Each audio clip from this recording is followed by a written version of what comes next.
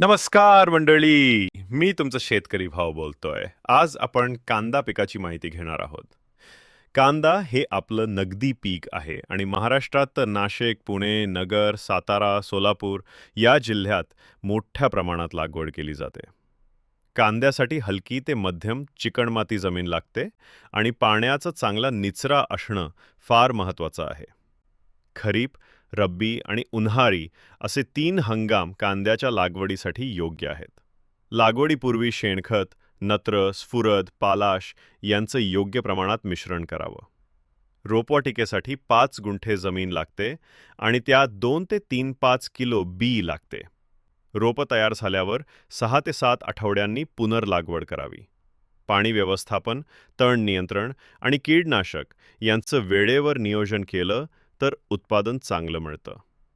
काढणीपूर्वी 20 दिवस पाणी बंद करावं, नाहीतर कांदा सडतो. कांदा खाल्ल्याने रोगप्रतिकारक शक्ती वाढते, रक्त शुद्ध होतं आणि त्वचेसाठीही फायदेशीर असतो. म्हणूनच कांदा हे केवळ पीक नाही, तर आरोग्यदायी संपत्ती आहे.